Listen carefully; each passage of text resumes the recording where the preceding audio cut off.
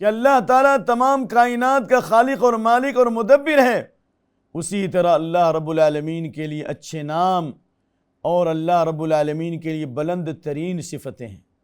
اللہ رب العالمین کے بہت سارے نام ہیں جن ناموں کو اللہ کے علاوہ کوئی نہیں جانتا، لیکن مشہور نام 99 ہے، جن میں سے بعض کا تذکرہ اللہ نے قرآن میں فرمایا، جیسے اللہ تعالیٰ نے سورہ حشر کی آخری آیات میں فرمایا، واللہ الذی لا الہ الا ہو عالم الغیب والشہادہ هو الرحمن الرحیم، وہی ذات برحق عبادت کے لائق ہے اور وہی رحمان اور رحیم ہے۔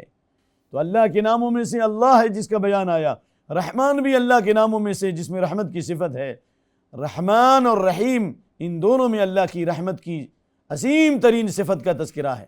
اسی طرح واللہ الذی لا الہ الا ہو الملک القدوس السلام المومن المہیمن العزیز الجبار المتکبر سبحان اللہ عما یشرکون واللہ الخالق البارئ المصور له الاسماء الحسنى یسبح له ما فی السماوات والارض العزیز الحکیم۔ توحید اسماء صفات کا اللہ نے ذکر فرمایا، مالک ہے اور ملک ہے، یعنی اللہ ملک ہے یعنی بادشاہ ہے، اللہ کی حکمت تمام کائنات پہ چل رہی۔ ملک اللہ کا نام ہے لیکن صفت ملک کی پائی گئی، سلام اللہ کا نام ہے لیکن سلامتی دینے کی صفت ہے، عزیز اللہ کا نام ہے لیکن پوری دنیا میں اللہ کا قانون غالب ہے اور عزت والی ذات ہے، اور جو بھی اللہ تعالیٰ کی عبادت کرے گا اللہ اسے عزت عطا فرمائے گا۔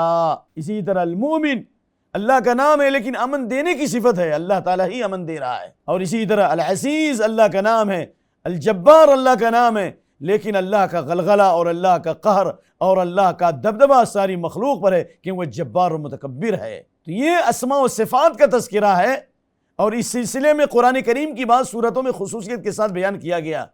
توحید اسماء اور صفات سے متعلق جو صورتیں اس بارے میں بیان کرتی ہیں ان میں خصوصیت کے ساتھ سورۃ الاخلاص ہے، جسے ہم اور آپ قل هو اللہ احد کے نام سے جانتے ہیں۔ الصمد اللہ کا نام ہے لیکن بنیازی کی صفت اللہ کی ذات ہے۔ احد اللہ کا نام ہے لیکن احدیت کی صفت اللہ کی ذات ہے۔